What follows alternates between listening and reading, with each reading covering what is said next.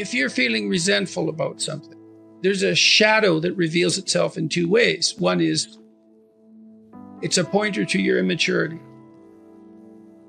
You need to be more disciplined. You have set goals, hypothetically, and if you haven't, then you're under the sway of someone else, or you're undisciplined and unintegrated and incoherent, which is all shadow life in some sense. You're pursuing short-term impulsive goals because you haven't thought it through. You're pursuing goals that other people have established for you. You're not pursuing any goals at all because you're too nihilistic to believe that life has any purpose. All that's shadowy, let's say. But maybe you have set goals and now you're resentful about all the work that you have to do in order to acquire those goals. And maybe that manifests itself as a broad-scale critique of social structure. That's immaturity. And so you can delve into that and you can find out where you're still a spoiled child and hopefully take action to rectify that.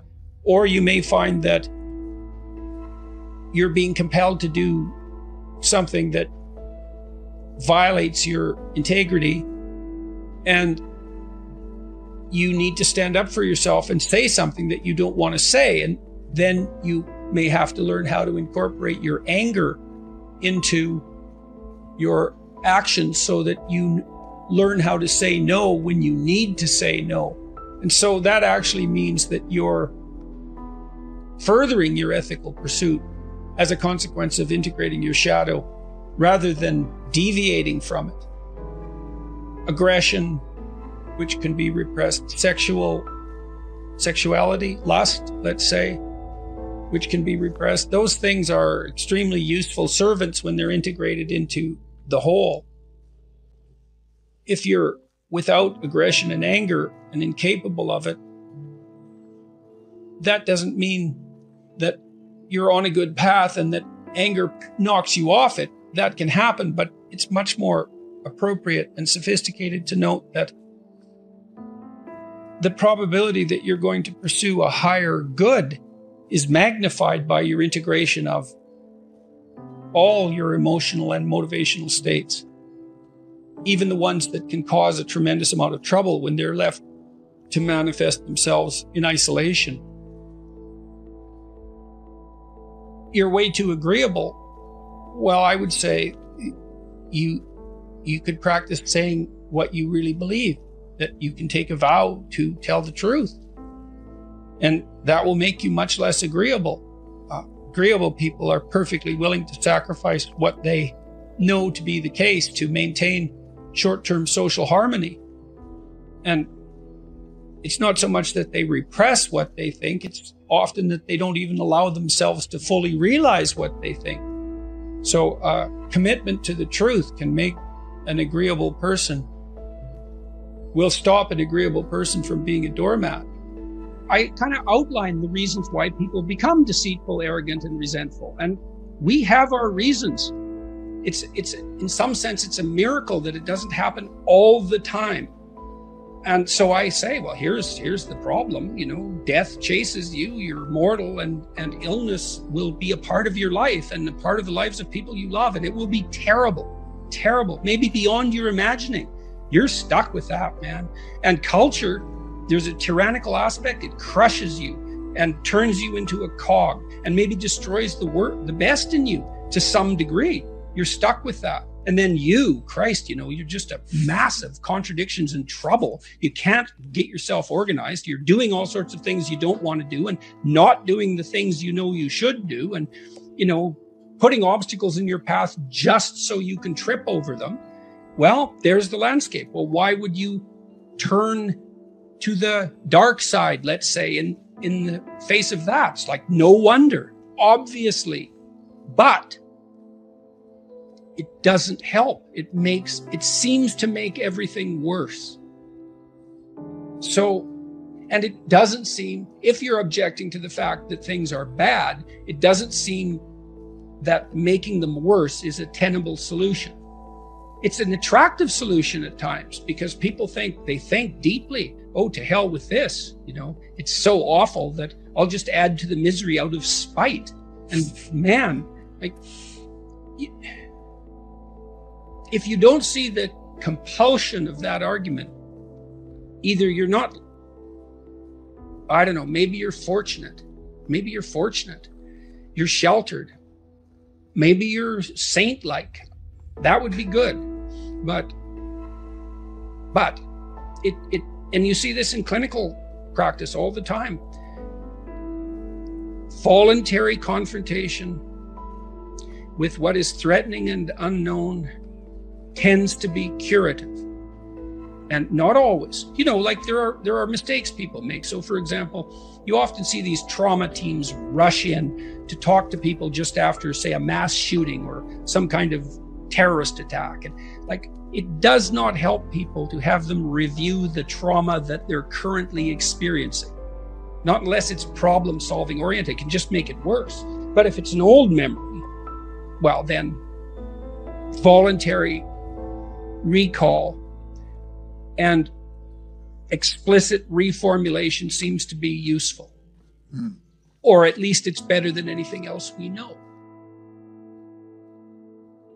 His proposition was that every ideal is a judge. And that makes perfect sense, because an ideal is something to which you aspire. And the gap between you and that ideal, if it's your ideal, is felt as judgment.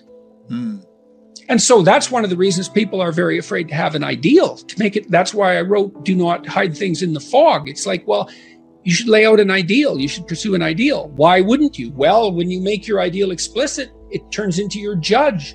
Well, then you can listen to that judge and move forward and transform. But, you know, it's pretty damn harsh. Because especially to begin with, you posit an ideal, especially if you're in a mess. God, every bit of you is being judged as unworthy. Everyone looks at the costs of making a decision, but almost no one looks at the costs of not making the decision. And the reason for that is like, well, you're sitting there right now and the sky isn't falling on you. And so you're not calculating the costs of sitting there because nothing's happening. And then if you decided to do something different, you might calculate the costs of doing that, but you've already zeroed out the costs of inertia. But they aren't zero. There's no zero cost. There's risk here and there's risk here. And you don't like that idea because you want security, and no bloody wonder. It's no wonder you want security. But when you're making a decision, you need to reawaken the costs of inertia. I mean, those are opportunity costs, let's say, something like that. There are ways they are formally considered, but just going along as you are when everything is changing around you is also a costly decision. And so if you know that, you think, well, there's danger here and there's danger here, then that, weirdly enough, that frees you up, because then you can pick the danger that you prefer.